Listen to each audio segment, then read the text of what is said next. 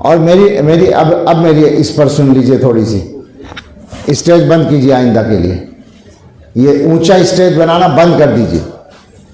हम सब सामने बैठकर सुनेंगे बयान, सिर्फ बोलने वाले की कुर्सी रहेगी, मैं भी सामने बैठूंगा आइंदा इंशाअल्लाह। अल्लाह खैर से लाए वो वक्त। ठीक है भाई उलमाए किराम,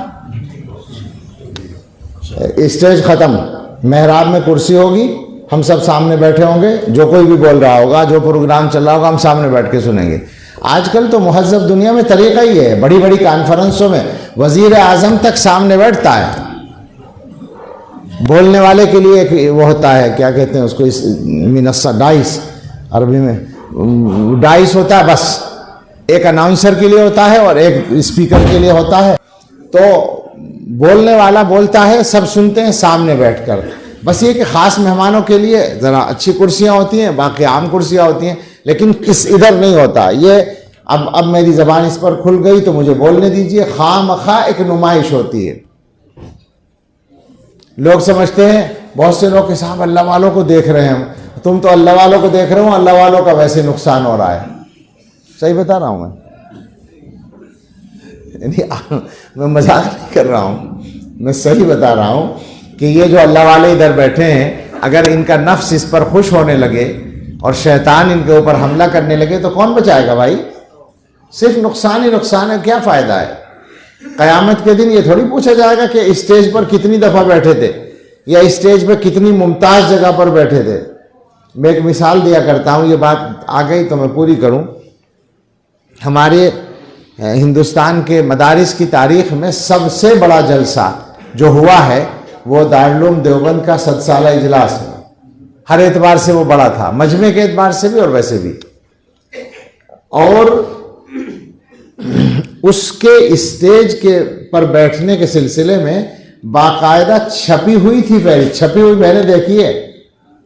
यानी स्टेज पर फला फला पहली लाइन, दूसरी लाइन में फला फला, तीसरी लाइन में फला फला, और कुर्सियों पर फला फला उलमा। चूँकि बड़े बड़े उलमा सब आ रहे थे, सारी दुनिया से आ रहे थे, पूरे हिंदुस्तान और पड़ोस से आ रहे थे।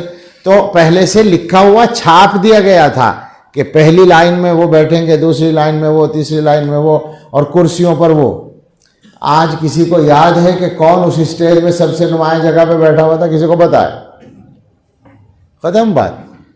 वो वक्ती इंतज़ाम था, वो कोई शरफ और फजीलत का मसला नहीं था।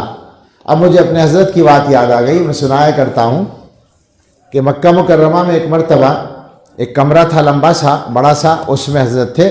तो जैसे इधर कुर्सी रखी थी और इधर और उधर एक तख्त पड़ा था, बीच में खाली जगह पर लोग बैठे थे, हज़रत कुर्सी पर थे। 15-20 आदमी थे। वो असरबाद की खुसूसी मजलिस थी, वहाँ ज़्यादा लोग जमा हो भी नहीं सकते आम हालात में। तो